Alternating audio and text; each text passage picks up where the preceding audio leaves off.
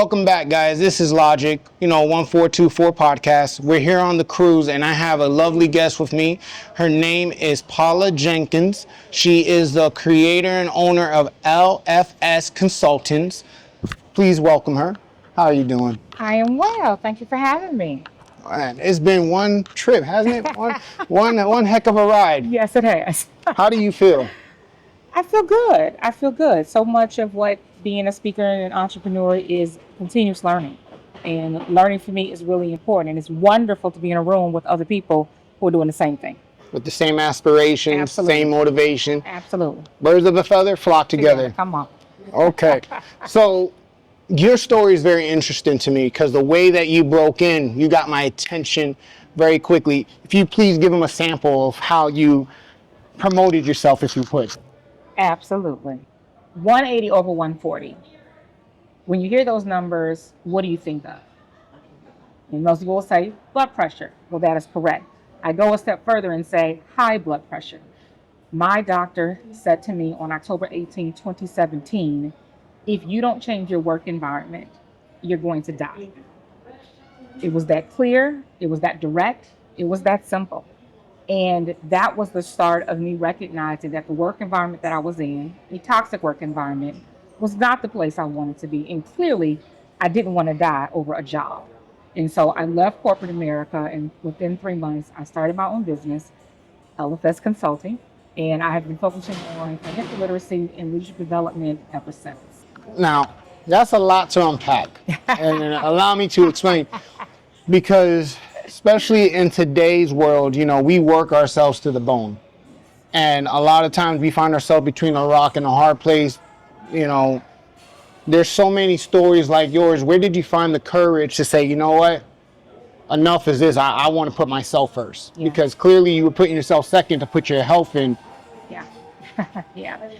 I think the moment when your doctor really says those words, you're going to die. Immediately there's something that happens to you. It's I'm not dying over a job. Like it's no. And what I recognize is my story is not the only story. You said there's so many people. And I think for me, it was just that moment of something has to change. And I took some time off before I quit, actually, to try to figure out. I took a leave of absence. And during the time that I took, about a month, I spent that time trying to figure out what is it that I could do with my next life. But I knew that I couldn't stay there. Like that was clear. And so part of this really was just figuring out what's next. And that's when you kind of dive in and dig in and say, what does this look like?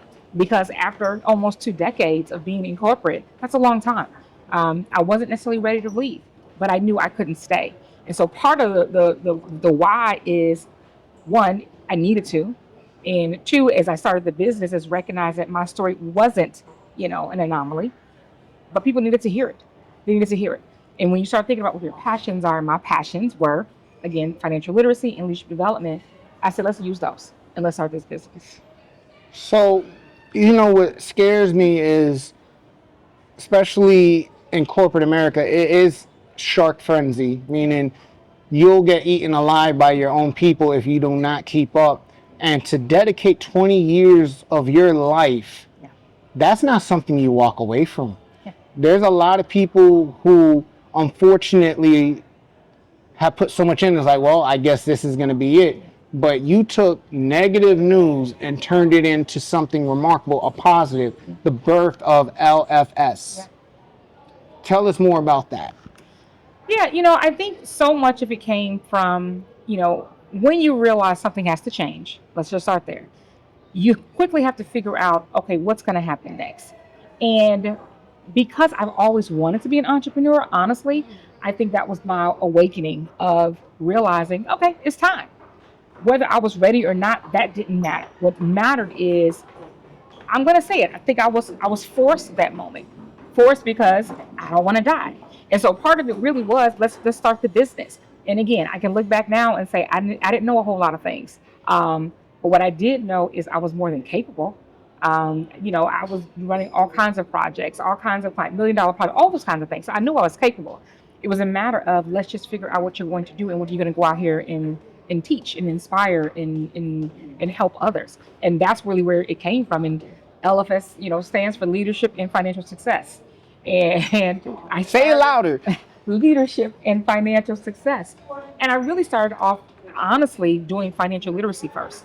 I helped individuals and couples and even organizations talk about budgeting and saving and how to get out of debt. And that's really what I started off doing in the first few years. And then as I continued to do that, I helped a lot of people, but I recognized the real passion was the leadership piece. And it is because I left corporate because of a really bad manager. And so then I said, it's really, I want to go out and make sure that, and this is one of my taglines now, true leaders create more leaders. And that's really important to me, is recognizing that sometimes when you have people who are doing great in their job, they're individual contributors, doing great, they get promoted, then they have to manage people, and then the people leave, and then everybody's asking, well, what happened? I can tell you what happened. Nobody coached them, trained them, mentored them, didn't tell them how to be a people manager. And sometimes we think we're these great managers and our communication styles are wonderful. The reality is, when you're managing people, you got to show up differently. And for me, that's always been important. You did say something earlier on this wonderful journey that we all have taken. People don't leave jobs, they leave managers. Yes. And this is something that I'm so happy you said that, because it's a reality for a lot of us. Yes. And the fact that you had the courage to say, you know what, I'm going to start over. That is a scary, scary sentence for those who are in our age bracket, where it's like, damn, I have to start over. Yeah. And not only start over, I'm starting something I have no idea where I'm going with it. I'm jumping and I'm hoping I land on my feet. Right. But one thing for sure, two things for certain, I am jumping, and I love that. Yep. And you are very courageous. I have to commend you on that. Thank you. Very courageous. Thank you. And it's very influential on your part, because it's like I see you, and it's like, you know what? If you can do it, I can do it. Absolutely. Now, I do have to ask you, even though you did corporate America, what was your original dream versus what you're doing now? Ooh, that is a great Well, I want my viewers to know who they're dealing with. That is an awesome question. So I will be honest. Initially, I thought I would be a psychologist. That really is what I went into college for. You like people. Yeah, I do. I call myself the extreme extrovert. I love people, and I love helping people, and I've been doing that all my life. But when I got to college, I recognized, maybe that's not the right plan for me. And at the time, this is the early '90s, the tech boom was climbing, and I ended up becoming a computer information systems major. Oh wow, that's not a fork in the road. That's a hard 180. Yes, it is. And I'll just say that was the wrong move. And I can look back now and recognize that sometimes we go after things for the wrong reason. I know back then it was about the money. I know that for sure. You know what? That's Thank what it you was. for acknowledging that. I feel Yeah. more people need to hear that more Yeah. than ever. Yeah, All the glitter is not gold. it is not. And when you quickly recognize, and I don't even talk about this very often, but I ended up getting a job. I had two offers on the table, and I picked a job in Atlanta. And I had a choice between Minneapolis and Atlanta. I took the job in Atlanta, and I lost that job within 2 months, fresh out of school. And what I recognize is sometimes things have to happen to make you realize this is not what you're supposed to be doing. I didn't want to be a programmer. I knew that. But it is what it is. I got the degree, I got the job, but within 2 months, I lost that job. And so that was also the awakening of recognizing go after what you love. And, I spent a few years doing some other stuff, but what I recognize is that whole people piece. So I wanted to be in a company that loved people, and that's where my corporate career ended up taking me a few years after that. But at the end of the day, so much of it in the beginning was about money. And I will tell you, as much as yes, we need money. Nobody's negating that. Yep. But some of the choices that we make, specifically around our careers and our jobs, sometimes send us down the wrong path. Period. They just do. Yeah. What's that saying? What does it take for a man to gain the whole world while he loses his soul? Yeah. That's the pursuit of money. Yeah. Now, mind you, Yeah. we need money. This is the Absolutely. world we live in. However, Absolutely. as my mom told me, man made the money, money never made the Made it. man. So I agree with you 100% in what you're saying. Yes. Yes. So I do have to ask you, what are the best tools you have used in your business that have worked for you? Oh, that's a really great question. Oh yeah, we're going to church on this one. That's really good because there are so many tools, and I will tell you, it's always that whole idea of you don't know what you don't know. And so right now, I will tell you the best tools honestly are, I love Calendly because just from a schedule perspective, I have multiple calendars. And so I use that tool to help me manage the schedule of people who want to get on my calendar, and I have different calendars set up. That's a great tool. Um, I'll be very transparent. I love ChatGPT. I think it has made my life so much more easier in Mhm. terms of time. A lot of people say, they don't want to use it, and what I say is, it's a tool. It is just simply a tool. It I'm is happy not. you said that. It is not to take over anybody. It is not to replace you. It is not to replace your voice. But if you can put some of the prompts in and get back some ideas and then go from there, do you know the kind of time I was spending before that? I love it. I will be the first one to say, yeah, I use it. I have no shame in saying that. But you use it as a tool, not a Yes, crutch. absolutely. Oh, absolutely. Absolutely. So for me, you know, those two are wonderful. And the third two, honestly, is Google Drive. And I'm going to be real transparent on that one. Educate me on this one. I did not use Google Drive for the first 3 years of my business. Really? First 3 years. I've been in business How did you? 6.5 years. How did you manage? Because mind you, you say you have a calendar. Google Drive is an organizer that I need in my life.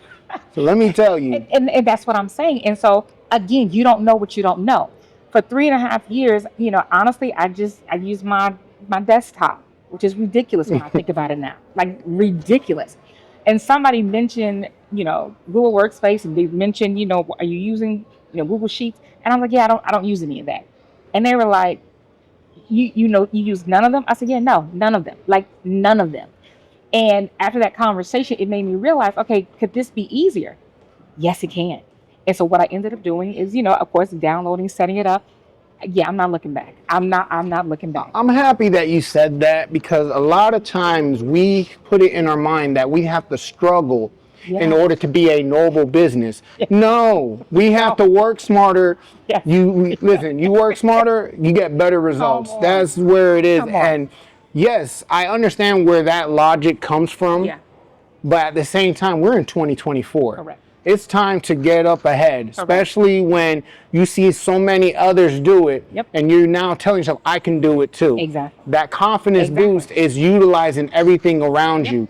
We have to be smarter, work smarter, play harder. And know that because you don't know everything. So it's okay to ask. It's okay to raise your hand and say, I need some help. It's okay to ask for recommendations. And too often we want to suffer in silence. No, we're not doing that. Pride I'm not is doing that. pride is the burdening of a man's soul Yeah. and Absolutely. a woman's soul. Absolutely. And Absolutely. one thing I want to acknowledge, I know corporate America was, and still to this day, I don't care what anyone says, when it comes to being a woman, a black woman Yeah. at that, Yeah. it is carnage. Yes. And that's another thing I have to amend you on because it's like to walk away from those fights, those battles, if we would, Yeah. was not easy. No. But when it comes to your business, what is the ideal client for your business? Great question. So the ideal client is individuals and or organizations who believe in talent development and have the budget for talent development. And let me tell you why I specifically say that. A lot of times what happens is organizations are having problems with their people, with their managers, and they say they want professional development. They say they want to bring in some training, but it's not in the budget. It is not a priority. It's just talk. And a lot of times, what happens, I will tell any potential client, I'm not a check the box kind of organization. I'm not just here for you to check the box on, oh, we want to do one session and that's it, or DEI. Of course, we know everybody's talking about it. Let's check the box about DEI. I don't believe in that. What I believe in long-term professional development. What I believe in helping your managers understand the importance of being trained, continuous learning. I am a firm believer in continuous learning being forever. It is lifelong. So for me, the ideal client is really someone who believes in that and understands that message. Amen. Now, I got one final question. Well, it's a Yes. two-part question. Yes. As you know, this is called one thing for sure, two things for certain. So what is one thing you know for sure and two things you know for certain? One thing I know for sure, everything begins and ends with communication. Everything. Two things I know for sure, if you understand for certain, I'm sorry. If you know that everything begins and ends with communication, true leaders create more leaders. I'm gonna go back to the tag that I said, because you understand the power of building up other leaders. And the second piece of that, in terms of knowing for certain, is when you take the time to invest in yourself and invest in your people, there is no way you cannot win. There's no way. You will improve, your organization will improve, and to be told, not only that, your community will improve as well. Awesome. My love, it's been a pleasure having you. But before you go, please tell my viewers where they can find you and how they can reach you. Absolutely. So you can go to my website, which is lfsconsult.com. That's Larry Frank Sam Consult.com. I'm also on LinkedIn is my preferred method of social media tools. Paula Jenkins, and I look forward to connecting with you. Beautiful. It was a pleasure. Thank you. Thank you Thank you. so much. Same here.